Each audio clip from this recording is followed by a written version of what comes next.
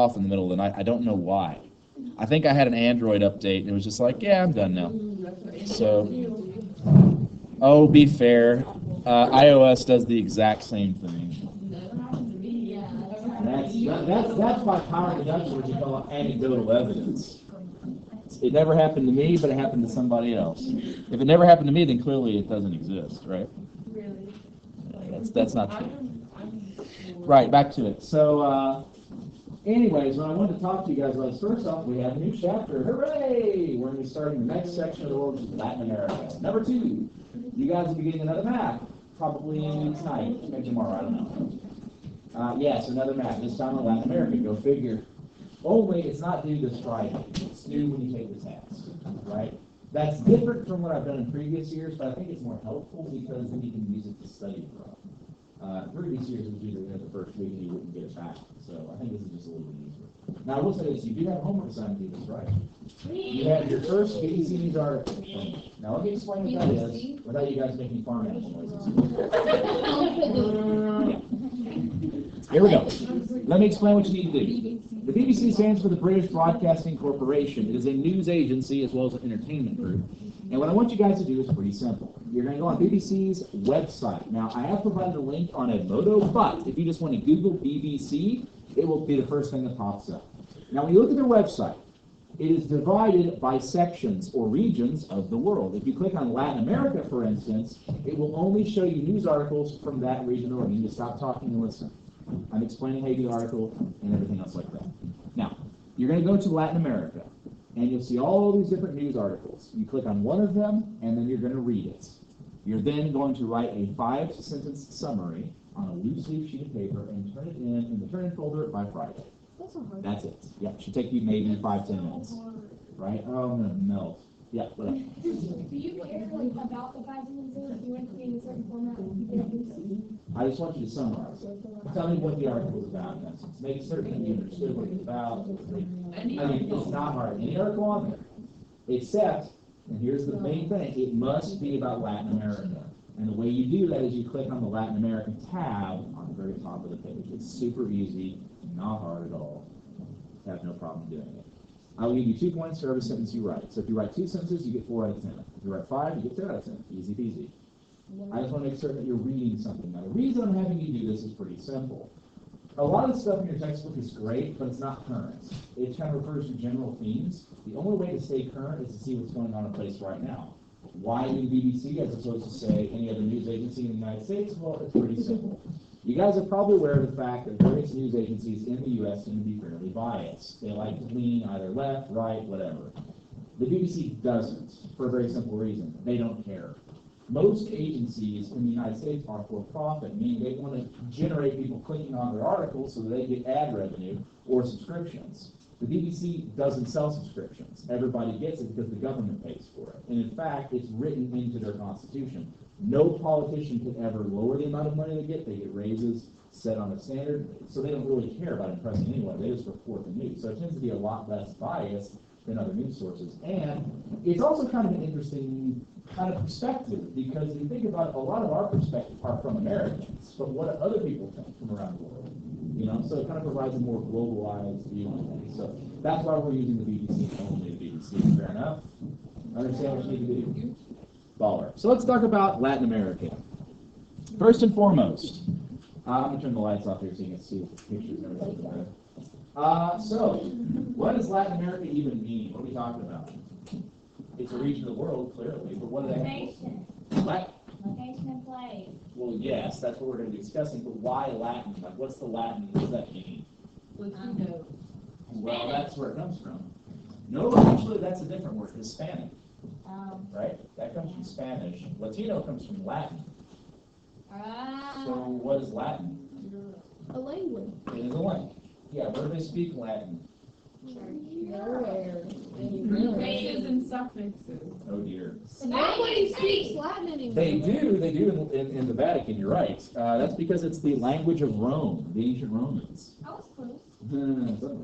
Now, let me ask you this. You guys said that no one speaks anymore. You're mostly correct. But we speak variations of Latin, because it is a root language, meaning other languages are based upon it. So give me an example of a language based on Latin, or a Romance language. English is not actually. French is. Spanish. Yeah, I'll talk about that in a second. Spanish, yes. What else? English. Nope. Oh. What else? European. Italian. European is not a language. That's a context. Italian is, yes. What language? First of all, let's talk about the word romance. When you say the word romance, most people kind of think of like love and, maybe novels with shirtless dudes like flexing on them. Right? And we tend to associate romance. We tend to associate the word romance with love. That's not actually correct. Romance actually means Roman, from Rome, Romanesque. It actually comes from an artistic movement of the early 19th century, wherein there was an emphasis on nature and emotions. So, for instance, love is an emotion. So, a romance novel could be about two people falling in love. It could also be about vengeance. So, a dude killing all of his enemies. It would also be Romanesque, romantic. It's like, but seriously, have you guys ever read or watched the movie, perhaps, The Three Musketeers? Okay, that was a romantic novel written by Alexander Dumas. By the way, he also has some other really great novels, such as The Man in the Iron Mask, and probably my favorite, The Count of Monte Cristo. The greatest revenge movie ever. We read that. That's Edgar Allan Poe. That's different. That's actually horror. But I digress. My point is that it comes from Romanesque. So think Latin of Rome. That's because we're talking about languages based off of Latin. Now back to English, right? English is not actually based on Latin. We've discussed this already. You guys might remember my talking about German. How it's a Germanic language. It means it's based on German. Now, this begs the question, why do we have so many Latin prefixes and suffixes in English? Because we basically stole them from French. France was the cultural kind of center of Europe for about 200 years. And so everyone, in order to sound smart, borrowed French-sounding words, which of course are Latin-sounding words. And that's pretty much the gist of this. It's thieving language from other languages. Of course, the same thing happens in reverse. A lot of sort of Americanized English words have ended up in different places. And of course, you end up with different dialects. So long story short, language is kind of a funny thing like that. This begs the question, where is Latin America? Well, again, if we apply our relative location, we're talking about the southern and western hemispheres. Now, this is generally what we talk about when we say Latin America. Everything south of Mexico, right? Mexico and south, as well as the islands of the Caribbean. Now, it's mostly dominated by one landmass, which of course is South America. How much of it? Well, I'm about to show you. Have some words. Boop. Yeah.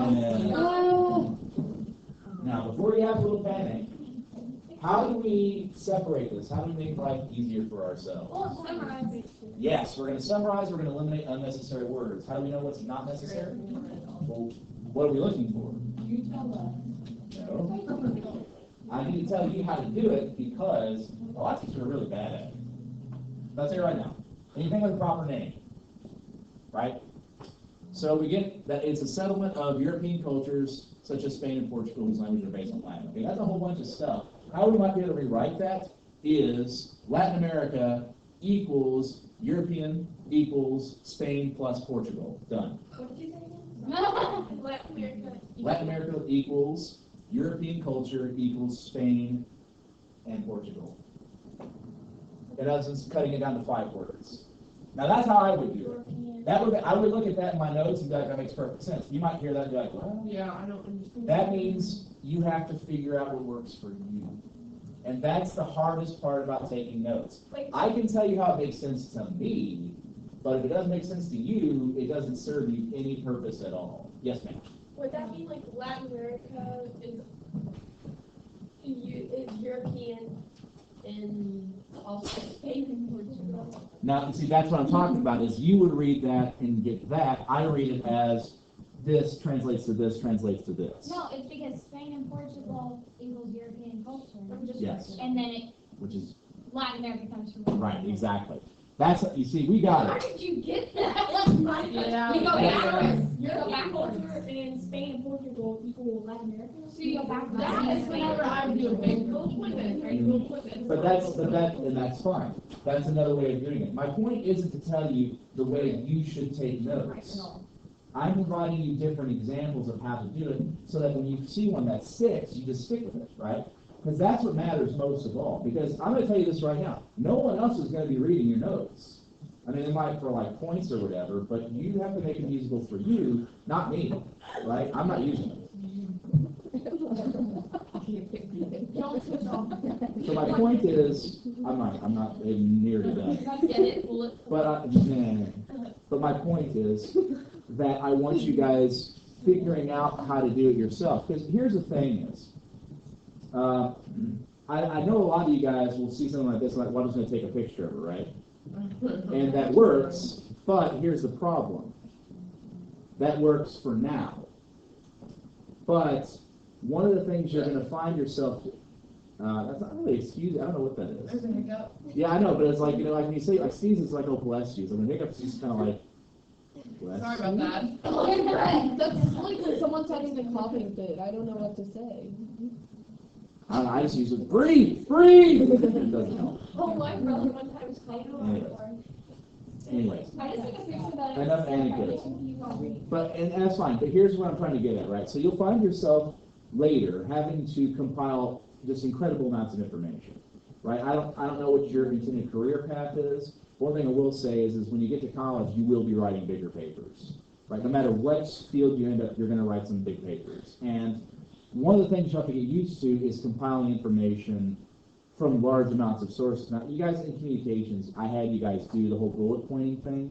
You guys remember that? You did the bullet points and wrote the papers from? That's fine in the small supply, but whenever you start doing things like 70, 80, 90-page papers, We really have to do 90-page paper? well, maybe not that big. I did, but that's because I have a master's degree, so I don't know what you're planning on doing. You might not need that, but I will say this. A friend of mine who is a medical doctor wrote like 500 pages. So, you know, my thing is like tiny by comparison. Pretty much. So I'm just saying it depends on your field. But guys, the skills of writing notes and making a lot of information smaller is an invaluable resource. Now, as I said, I don't care if you copy the notes. But I do care. What I really want you guys to start looking at this and saying, how would I organize this? You know, putting that in your mind. I got the second. All right. So the second one, yeah, we got Latin America is 8 million square miles, or 16% of all the land mass in the world. Right? It's almost a fifth of everything that is Earth, except of course the ocean froze. Likewise, South America contains different ethnic groups. Now, there's 3 main ethnic groups in Latin America. The first is Native Americans, right? The folks who were here before everything else. The second were the Europeans, and the third African Americans, right? Now here's the thing I think is funny about African American. Most people think of America being the United States, and that's not true. The United States of America, right? As opposed to like the United States of Central Asia or whatever else, you know. It specifies a specific country in a specific location. And so when we say America, we're talking about both North and South. So saying someone is Native American or African American, we're talking about someone who is from one place. In the case of African Americans, originally from a place in another place. So that's kind of what we're talking about here. And one other thing, culture is going to be a very kind of mixed thing here. There's a lot of things we call syncretism going on, which is where you blend cultural elements together. So we've talked about how, like, in Canada you have multiculturalism, where everyone's kind of like separate. Well, that totally goes out the window in South America. Everybody's blending with everybody else. We'll get to why later. So Latin America, the 3 main things are European, Native American, and African American? Which makes sense when you look at their history. The natives were here, of course, to begin with, and when it was discovered, I use quotation fingers for that because, let's be honest, Columbus just kind of ran into North America. He discovered America, sort of like the lady who discovered my dad's post office when she hit it with her car. He thought he was in India. Yeah. What? How can you hit somebody saying something twice? Because she thought she was hitting the brake, hit the accelerator, slammed into it, reversed, did the same thing. Does she know her left from right? I don't know these things. Anyways, moving on. As far as physical features are concerned, the largest in South America by far is the Amazon basin. Not rainforest, not river, basin. Right? We're talking about a depression in the land. Most of Africa is actually fairly high in, excuse me, South America is fairly high in elevation, right? So that means that we're talking about a depressed area, not like sad, lower elevation, that collects a lot of water. And that's important because you have the longest river in South America, which is the Amazon, right? But it's because of the Amazon basin. And also you have the Andes in the west, which is this huge mountain chain. Now, suddenly the notes change. Whoa. I like that better. Right, so why did I do this? This shows essentially the same amount of information as the previous slide. No. I've just condensed them for you. You should take those. Those are easy. Oh, the rest of the slides I like Good. That's for what this I'm saying. slideshow. But the one before that didn't say anything about the actual resources. Or... It's not literally the exact same. I've taken the same amount of information and condensed it. But we didn't have this. No. You can catch everything on YouTube if you need to go back. So, got a couple different things. First and foremost, oh, I have a Twitter account too. I don't think I've updated it in like 7 years, but whatever. Whoa. Hi, Twitter. Diversity of land. So there's a variety of different things that we can look at in terms of both physical landmass and also describing a place. So first and foremost, if you go to the far south of South America, it's mostly plains. You've got flat areas, which is really good for the raising of cattle. In fact, that's why South America is one of the #1 producers of beef cattle in the world. Yeah, there are cowboys there who still cowboy, like the Old West style cowboy. In fact, the Old West cowboys got a lot of their tradition from the vaqueros in South America. That's the city of gold. That's different. Now, of course, you got the mountains in the west. You guys know what caused mountains, of course, right? It's when planes Tectonic go like this. So basically, the Andes, the largest mountain chain in the Americas, the Andes, also help to separate the continents. Now, let me tell you about a phenomenon here. If you look at a map of the world, don't just start saying words because one, it's really distracting for me because my ADD flares, and two, so everyone else can hear. But one of the things that's happens, if you look at a map, you'll see a lot of mountain chains have a desert on one side of them, and then like really green, beautiful places on the other side. That's an effect called the rain shadow effect. And what causes that is, well, a couple of things, but basically moisture in the way it behaves in physics. First of all, you guys know moisture weighs stuff, right? It has mass.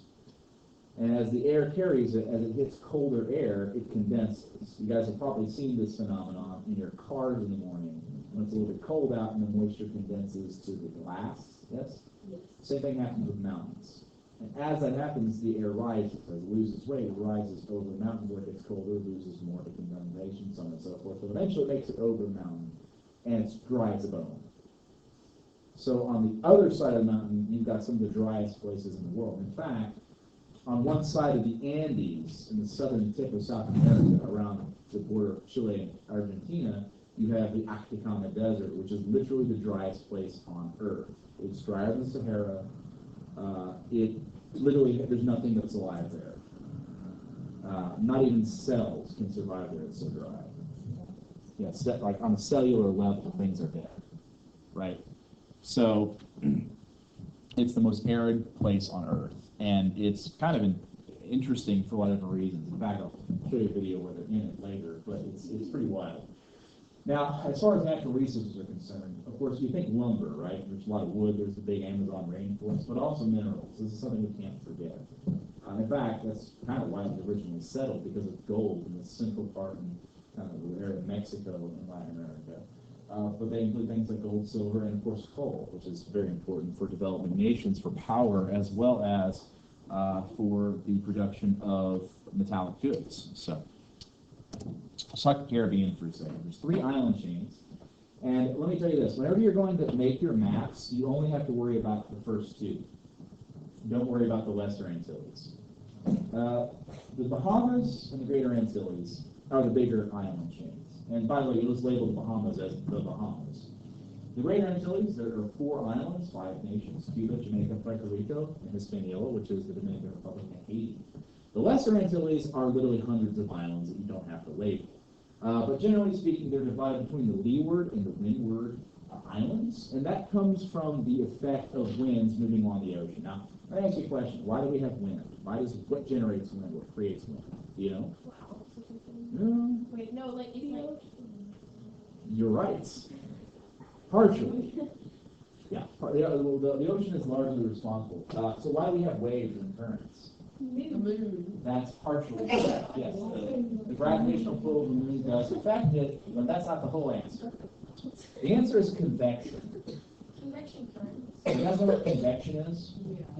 On the stove? Maybe. Well, an oven, yes, could use convection. But what is it in physics? Do you guys know? First of all, you guys know that an area of intense pressure will always seek to escape to area of less pressure, yes? Isn't it when the two, Heat does the same thing. it isn't really. No, it's tectonic activity, but it's not heat. Oh, no. Yeah, convection is the process by which heat dissipates. So if you think about it, if you have a light bulb generating heat, the area right next to the light bulb is going to be super warm, but everything else around it's going to be pretty much the same, My right? light bulb burned my lamp the other day. So moving on. Here's the thing is, if you were actually to measure, like if you had a thermal camera, you would see that the air is actually moving away from the heat because the heat is expanding away from the object. It's causing slight wind currents to occur. On a much larger scale with something like, say, the sun, that heat energy spreads around. That's called convection, right? So how does weather get created? Well, there's 4 main ways. Number 1 is wind and water currents. It spreads that energy around. Second of all, we have elevation. The higher you are, the colder it gets. 3, distance from the equator. Again, distance from the hottest area of the world. And then 4, we have the physical land masses, things like the rain shadow effect. So all these help to contribute to weather, these forming things. And as far as the way we name the islands of the Lesser Antilles, leeward and windward refers to whether or not they are facing or sheltered from the prevailing winds coming from the equator. So are they getting hit by the winds, or are they sheltered from them? That's my question. Or to put it another way, if you have like your hand and you blow on it, and you imagine your breath is the wind, the place that's facing the wind, that's getting hit by it, that would be your windward, and this would be leeward. Right? So, anyways, let's talk about climate. By and large, the most common climate in South America is tropical. And indeed, that's true for all of Latin America. I mean, it really should be no surprise. It's in the tropics. Duh. But the thing is, South America is a lot bigger than people sometimes realize. Like, if you go farther south towards, like, Cape Horn, you get penguins. In fact, if you were visiting the very southern tip of Cape Horn and you were feeling sassy, you could get on a helicopter and visit Antarctica. It's a helicopter right away. That's right. It's like sassy pants, kind of like you're going to see Antarctica. The other thing is that the diverse climate, particularly because of the nature of the Amazon rainforest, means it's got pretty much the most dense biosphere anywhere on Earth except for the ocean. That means more different types of animal life and plant life, that sort of thing. Because it is sheltered from the greatest predator the Earth has ever seen, which is us. We are the apex predator. True story. Well, that's the truth. The fact is, if you think about other animals like bears and lions and sharks and everything else like that, yeah, they're incredibly impressive, but consider this, how many humans are killed by sharks every year versus how many sharks humans kill?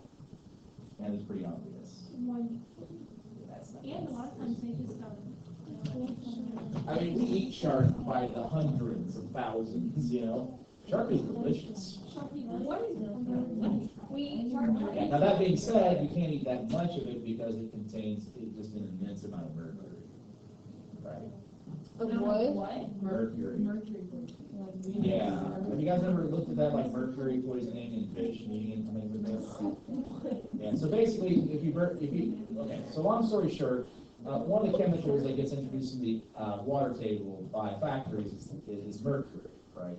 And it binds with water, it gets in the water, and fish live in it, accumulate small amounts of it in their bodies, right?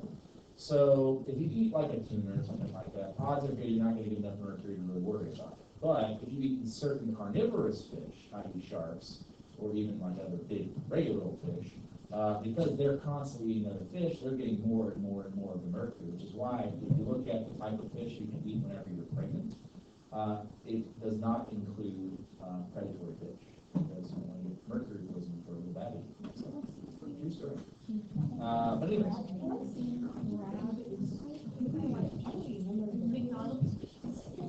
All right, so I'm just going to blaze through some of these climate zones real quick. You don't have to know all of them, but just kind of for interesting discussion. The one you do have to know for sure, though, is tropical and subtropical #1 climate. That's the Amazon rainforest. It's kind of a big deal.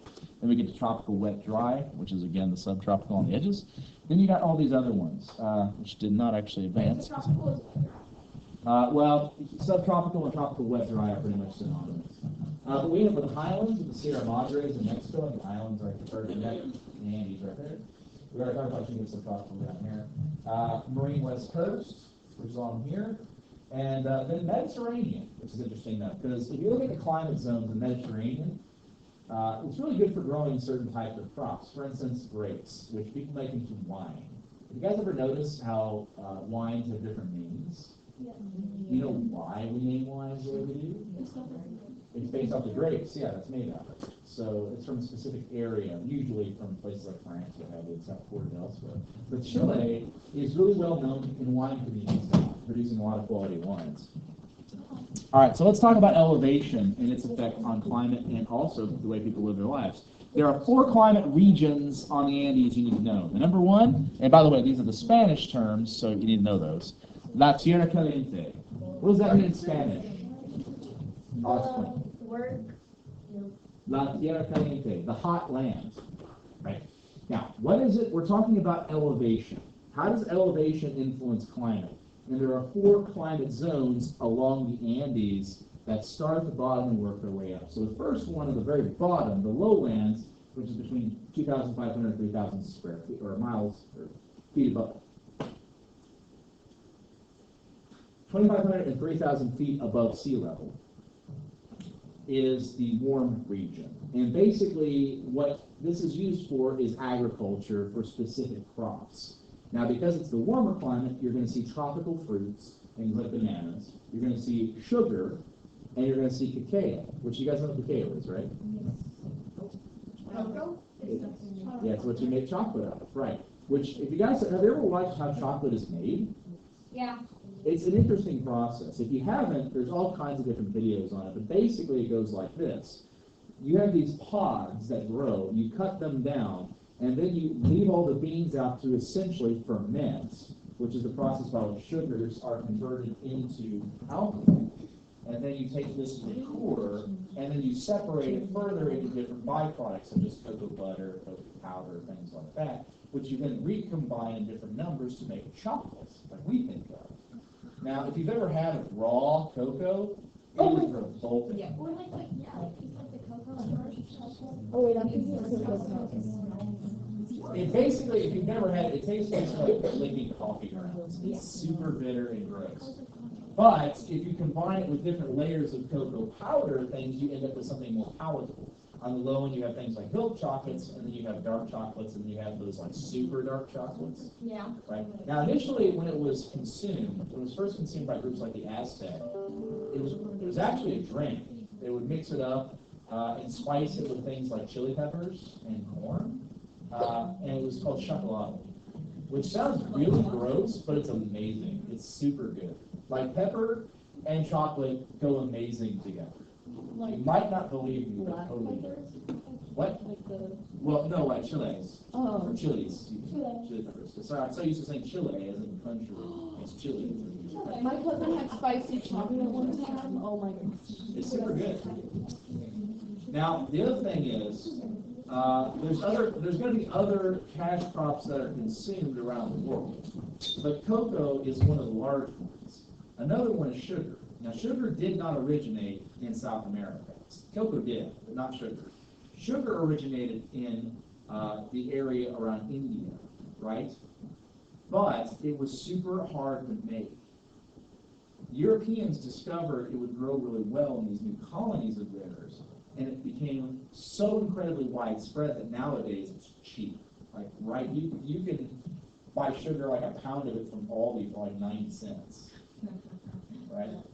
I mean, we use sugar in everything, and yet, for much of history, it was worth more than its weight in gold, right? And all, by the way, because of slave labor. Not so much as much today, although you could argue there are certainly really terrible conditions where sugar is produced. But I mean literally, the slave trade that we think of, the transatlantic slave trade, which I'm sure you guys have studied in history before, was predominantly because of sugar. Like, you might think cotton or something like that. No, it was sugar. Sugar was the number one reason why millions of people were forcibly moved from Africa to the New World. That's sort of like awe-inspiring as well as creepy, but it's true. So, sugar, right? Another cash crop. The next land area we're going to talk about is La Tierra Templada, the temperate zone. This is predominantly suitable for growing of food crops, although I will point out coffee is not a food crop, but it is heavily consumed. In fact, most coffee in the world that we consume is produced in Latin America. In fact, it's actually a derivative of another coffee plant. It's not. Long story short, a lot of it comes from there. Now, we'll say this. Other cash or food crops include things like corn and cassava, which corn, everybody knows that, right? We put corn in pretty much everything. Hello. Now, what I will say this is corn originates from this area of the world, but not in the way we'd expect it. You guys know that there's different types and varieties of corn, right?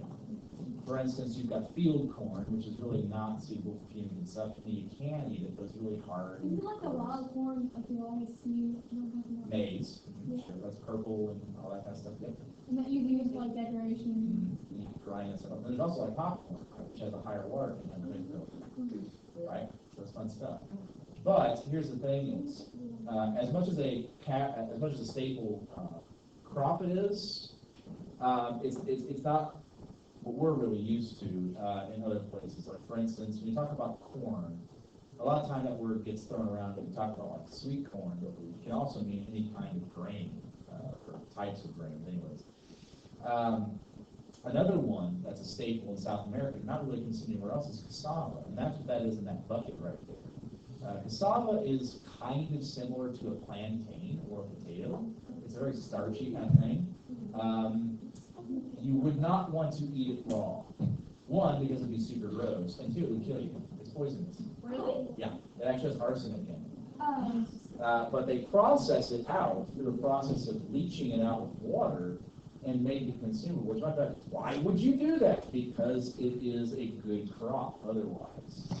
The thing we have to realize is there's a lot of things out there that we eat, either intentionally or unintentionally, that's got kind of different bad things in it that we've either gotten out of it. Wait, they bleach or yeah. No, leach. Oh, I was like, if you bleach it, they're gonna die anyway. No, leaching is the process by which you take something out of something else with water, right? Like bleachers. Right. It's actually a natural phenomenon we're about to talk about in South America as well, in rainforests. We'll get to that. But no, there's actually a lot of different things you can do that with, and they provide a lot of nutrition.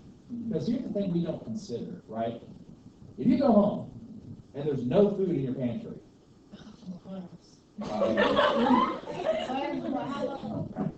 I mean, your family would go to the store, hopefully, to buy more food, right? Let's go chew on some grass. But no, the thing is, most of civilization, you left with what we call subsistence agriculture.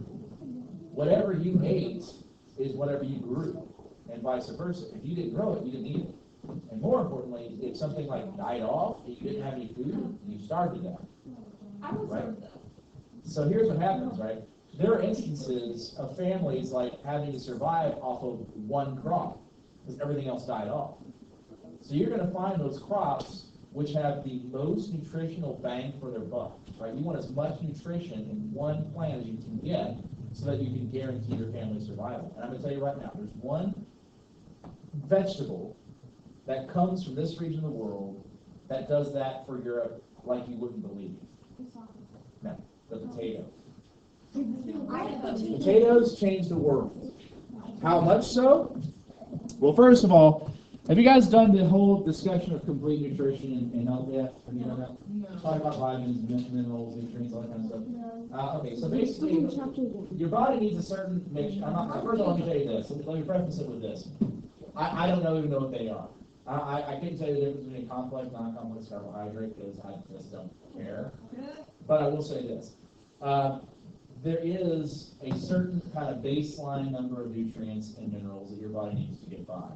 And if you can find plants that do that for you, you're good to go. So here's the thing.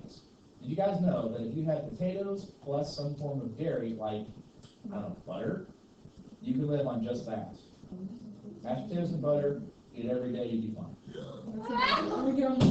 Oh my gosh. It's actually a thing. Freaking love potato. Now that is actually why the Irish potato famine was such a big deal, because the families in Ireland were so reliant on the potato crop that when it was killed off over a period of 3 years due to the blights, 1 million people died.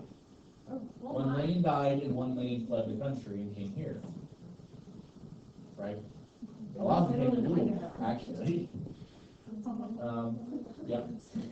And here's the thing is, guys, if we go before that, if we look at the population growth, over a period of 100 years, the population of Europe goes up from 80 million people to 240 million people, largely due to the potato. So, potato, most important crop ever. It's also delicious when fried, in case you didn't know. Potatoes? Yes. Now, there's another reason why potatoes are chosen. Not just because they provide nutrition, but they're also really easy to grow. Like, stupidly easy to grow. How easy, you might ask? Let me tell you a little anecdotal story. My grandfather and his wife, my grandmother, were having dinner, and she had, chocolate, I think potato soup or something. I don't know. But, no. What she had done is she had, cubic potatoes and like some it's going bad, she cuts it off, throws it things. So he sees all these potato peels, these little bits of potato cut off, and goes, huh. Because they had started to kind of root like they do. And I was like, I wonder what happened if I buried those. Could I grow potatoes? Let's see what happens. So he buried them in his garden, and that's his thing. That's his jam. Like, seriously, he sat in the back of his yard with a BB gun because of the squirrels, man. The squirrels are going to take his stuff. I tell you, you've got some like gnarly squirrels. They just hang out like watching like this. I swear, it's like freaking Peter Rabbit in his backyard, only with guns. So anyways, so you're sitting there, you buried everything, and potatoes grew. Right? It's like, what? That's craziness, but totally true. They're isolated in the ground. There's not many things that'll get to them. They're great. They're fantastic crops. So, that's why potatoes, But also other grains like barley and wheat are grown in lots of. Now, we will finish there for today. Tomorrow we'll finish up more, and yeah, the usual stuff. So, you guys take it easy. And I'll stop the recording. Once